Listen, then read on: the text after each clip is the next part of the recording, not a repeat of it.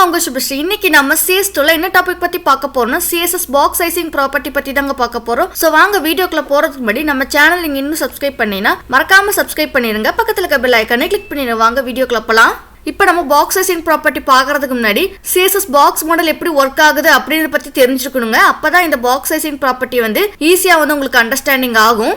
ஏன்னா நம்ம CSS box மாடல்ல வர ஒரு ப்ராப்ளமை தான் இந்த பாக்ஸ் சைசிங் ப்ராப்பர்ட்டி யூஸ் பண்ணி நம்ம சால்வ் பண்ண போறோம். ஸோ நான் லாஸ்ட் வீடியோல CSS பாக்ஸ் மாடல் எப்படி ஒர்க் ஆகுது அப்படின்ற பத்தி நான் சொல்லியிருக்கேன். ஸோ நீங்க இன்னும் அந்த வீடியோ பார்க்கல, மறக்காம அந்த வீடியோவை பார்த்துட்டு வாங்க. இப்போ நான் இங்க பாடி டேக்ல 2 பேரா டேக் கொடுத்து எழுதிக்கிறேங்க. இப்போ இதுக்கு வந்து இன்டர்னல் ஸ்டைல் வந்து பண்ண போறோம். ஸோ அதுக்கு வந்து இங்க ஹெட் டேக்ல ஸ்டைல் டேக் வந்து கொடுத்துக்கிறேன். கிளாஸ் நேம் வந்து கொடுத்துக்கிறேன் பேரா 1ன்னு. வித் ப்ராப்பர்ட்டி கொடுத்துக்கிறேன். 300 பிக்சல் கொடுக்குறேன். தென் ஹைட் ப்ராப்பர்ட்டி கொடுக்குறேன். 150 பிக்சல் கொடுக்குறேன். தென் பார்டர் ப்ராப்பர்ட்டி கொடுக்குறேன். 3 பிக்சல் சாலிட் ரெட்னு கொடுக்குறேன். தென் மார்ஜின் ப்ராப்பர்ட்டி கொடுக்குறேன். 20 பிக்சல் கொடுக்குறேன். தென் பேடிங் ப்ராப்பர்ட்டி கொடுக்குறேன். 30 பிக்சல் கொடுக்குறேன். இப்போ நான் பேரா 2க்கு வந்து ஸ்டைலிங் பண்ண போறேன். ஸோ அதுக்கு வந்து கிளாஸ் டைம் வந்து டாட் கொடுத்து பேரா 2ன்னு வந்து கொடுத்துக்கிறேன். தென் கர்லி பிரேசஸ் கொடுத்து சேம் ப்ராப்பர்ட்டிஸே வந்து கொடுத்துக்க போறேன். காப்பி பேஸ்ட் வந்து பண்ணிக்கிறேன். கலர் வந்து ப்ளூன்னு சேஞ்ச் பண்ணிக்கிறேன். இப்போ நான் கண்ட்ரோல்ஸ் கொடுத்து ரன் பண்ணி காட்டுறேன். ஓப்பன் வித் லைவ் சர்வர் கொடுத்துக்கிறேன். இங்க பாருங்க நம்ம 2 பேராக்கு வந்து பார்டர் வந்து அப்ளை ஆயிருக்குது. தென் வந்து நம்ம வித்துக்கு வந்து 300 பிக்சல் கொடுத்துருந்தோம். 300 பிக்சலுக்கு நமக்கு வித் வந்து எடுத்துருக்குது எலமெண்ட்டுக்கு 2 பேராக்குமே. தென் அதே மாதிரி நம்ம ஹைட் வந்து நம்ம 150 பிக்சல் கொடுத்துருந்தோம். 150 பிக்சலுக்கு ஹைட் வந்து எடுத்துருக்குது. மார்ஜின் வந்து நம்ம 20 பிக்சல் கொடுத்தனால நமக்கு வந்து எலமெண்ட் பார்டருக்கு அவுட்டர்ல 20 பிக்சல் அளவுக்கு ஸ்பேசஸ் வந்து ஆட் ஆயிருக்குது 4 சைட்ஸ்லயுமே. தென் அதே மாதிரி நம்ம பேடிங் வந்து 30 பிக்சல் கொடுத்தனால நம்ம கண்டென்ட்டுக்கு பார்டருக்கு இடையில 30 பிக்சல் அளவுக்கு ஸ்பேசஸ் வந்து ஆட் ஆயிருக்குங்க. இப்போ நான் ரைட் கிளிக் கொடுத்து இன்ஸ்பெக்ட் வந்து கொடுக்குறேன். பாடி டேக்ல ஃபர்ஸ்ட் பேரா வந்து கிளிக் பண்றேன். நமக்கு வந்து பாக்ஸ் வந்து கிரியேட் ஆகிருக்கு வந்து டிஸ்பிளே ஆகிருக்குது. பட் இந்த பேரால வைக்கும் போது பாருங்க நமக்கு 366 × 216 வந்து டிஸ்பிளே ஆகிருக்குது. ஸோ 366ன்றது வித் 260ன்றது ஹைட் நம்ம லாஸ்ட் வீடியோல சொல்லியிருப்போம். டோட்டல் வித் அண்ட் ஹைட் வந்து கால்குலேட் ஆகிருக்குது. நம்ம வந்து 300 பிக்சல் தான் வித்துக்கு வந்து கொடுத்துருந்தோம். ஹைட்டுக்கு வந்து நம்ம 150 பிக்சல் தான் கொடுத்துருந்தோம். ஆனா நமக்கு எப்படி கால்குலேட் ஆகிருக்குன்னா இங்க வந்து பார்த்தோம்னா இந்த பாக்ஸ் மாடல்ல கண்டென்ட் ஏரியா வந்து டிஸ்பிளே ஆகுதுங்களா. இந்த கண்டென்ட் ஏரியால நம்ம கொடுத்த வித் அண்ட் ஹைட் வந்து இருக்குது. இப்போ இந்த வித் கூட பேடிங் லெஃப்ட் அண்ட் ரைட் வந்து ஆட் ஆயிருக்குது. பார்டர் ரைட் அண்ட் லெஃப்ட் வந்து ஆட் ஆயிருக்குங்க.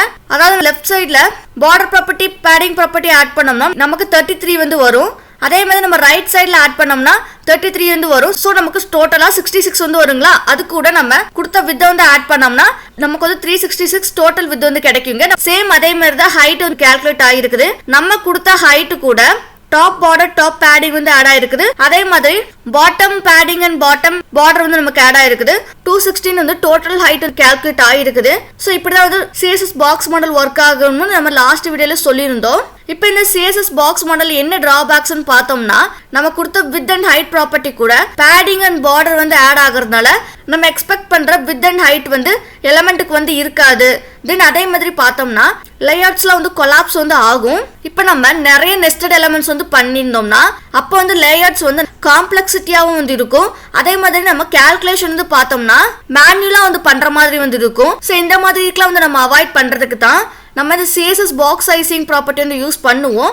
நம்ம CSS box sizing property use பண்ணோம்னா நம்ம எலமெண்டோட வித் அண்ட் ஹைட் வந்து எந்த மாதிரி வந்து கால்குலேட் ஆகணும் அப்படின்றத வந்து பண்ணிக்கலாம்.